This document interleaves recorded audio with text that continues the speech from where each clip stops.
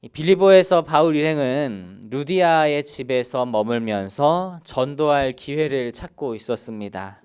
이제 그날도 전도를 하기 위해서 기도처로 가서 이제 기도를 하려고 그렇게 나아가고 있는데, 근데 그들이 마침 길가에서 여종 하나를 만났어요. 우리 본문 16절 말씀을 다시 한번 보실까요? 16절 시작. 우리가 기도하는 곳에 가다가 점치는 귀신 들린 여종 하나를 만나니 점으로 그 주인들에게 큰 이익을 주는 자라. 이 여종은 이제 귀신 들린 사람으로 아주 용한 점쟁이였습니다. 그 주인들에게 큰 이익을 줄 정도로 말이죠. 그러니까 한 사람이 그 여종을 이제 소유하기에는 몸값이 너무나 비싸서 여러 사람이 공동으로 소유할 수밖에 없는, 소유라는 표현을 써서 좀 죄송하지만 그렇게 양해하고 들어주세요. 이제 소유하기에는 그 여러 사람이 소유하기에는 소유할 수밖에 없는 그런 사람이었습니다. 그런데 그렇게 소득을 그 사람들이 나눠서 가질지라도 큰 이득이 될 정도로 많은 돈을 벌어들이는 사람이었어요. 예나 지금이나 이제 용한 점쟁이들은 그 온갖 계층의 사람들이 다 찾아오고 꽤 많은 수입을 거두죠. 우리나라에서도 용한 점쟁이들은 뭐 복비 한 번에 뭐 수천만 원이나 된다는 그런 소문이 있더라고요.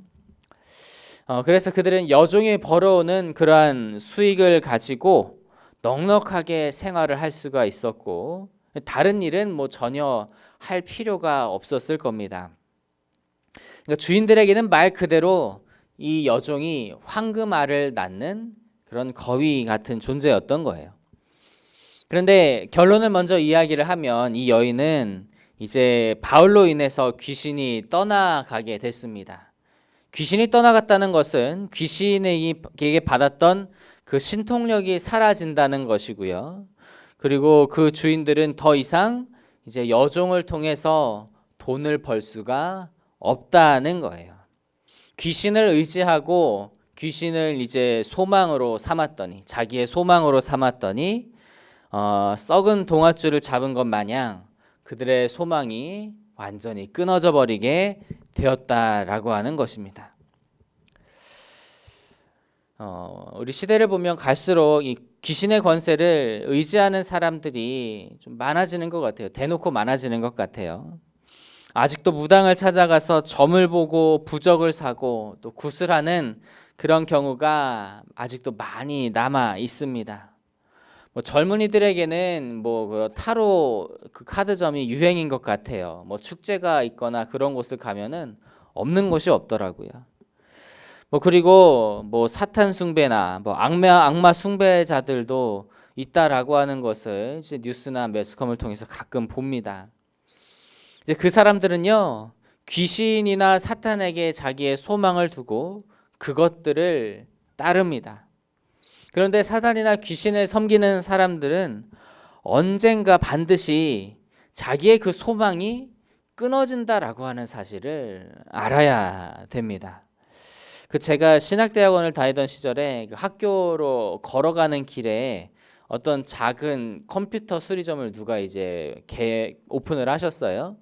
그런데 돼지 머리를 갖다 놓고 고사를 지내더라고요. 그래서 야, 그 기술직에 있는 사람이 이제 미신을 믿는구나라고 해서 좀 웃프기도 했는데, 아니나 다를까 정말 얼마 지나지 않아서 그냥 망해버리고 말았습니다. 귀신은 소망의 대상이 아닙니다. 귀신은 소망을 줄 수가 없어요. 오히려 소망을 끊어지게 하는 악한 존재들이다라고 하는 것입니다. 그러니 우리는 귀신의 그 교묘한 속삭임과 미혹에 넘어가지 말아야 할 것입니다. 오직 소망 대신, 참 소망 대신 예수 그리스도만을 바라보는 여러분이 되시기를 주님의 이름으로 축복합니다. 한편 이 여종이 아주 용하기는 용한 사람이었어요. 실제로 바울 일행이 어떤 사람들인지를 단번이 알아챈 것이죠. 네. 본문 17절 말씀 우리 한번 보실까요? 17절입니다. 시작. 그가 바울과 우리를 따라와 소리질러 이르되 이 사람들은 지극히 높은 하나님의 종으로서 구원의 길을 너희에게 전하는 자라 하며, 이제 그 여종이 바울 일행을 따라오면서요 소리를 지릅니다. 이 사람들은 지극히 높으신 하나님의 종들입니다. 구원의 길을 당신들에게 알려주는 사람입니다 라고 하면서 막 바울 일행에 대해서 막 이렇게 소리를 지르면서 알려주고 있어요. 그 말을 들어보니까 이 바울 일행에 대해서 알아도 아주 자세하게 알고 있습니다. 그 여종 안에 있는 귀신이 바울 일행에 대해서 또 복음에 대해서 정확하게 알려주고 있었던 거예요. 그런데 재미있는 게 그 여종이 계속 따라다니면서 이제 홍보를 해준다는 거예요. 계속 이제 바울 일행이 하나님의 종들이라고 구원의 복음을 전한다고 그 얘기를 해주면서 다니잖아요. 그런데 그것이 실제로는 어땠을까요? 우리 18절 말씀을 같이 한번 보시겠습니다. 18절 말씀입니다. 시작. 이같이 여러 날을 하는지라 바울이 심히 괴로워하여 돌이켜 그 귀신에게 이르되 예수 그리스도의 이름으로 내가 내게 명하노니 그에게서 나오라 하니 귀신이 즉시 나오니라. 이 바울이 저 여종이 자기를 따라다니면서 큰 소리로 자기들을 이제 뭐 홍보해 준다고 말은 그렇게 했지만, 자, 소리를 지르면서 다니는 것이 매우 괴로웠어요.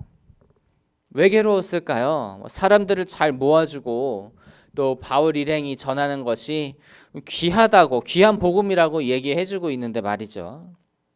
근데 이것을 상황을 문자적으로만 보면 뭐 도움이 될 것 같기도 한데 실제로는 전혀 도움이 되지 않았을 겁니다.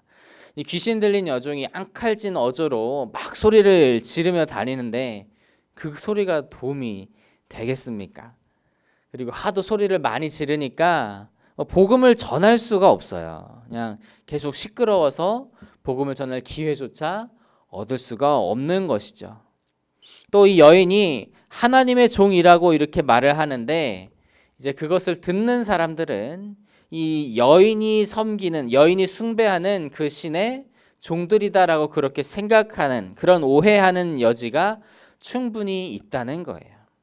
이 여인이 지금 따라다니면서 막 소리를 지르는 건요, 요새 말로 이제 뭐 지능형 안티, 뭐 노이즈 마케팅 이런 겁니다.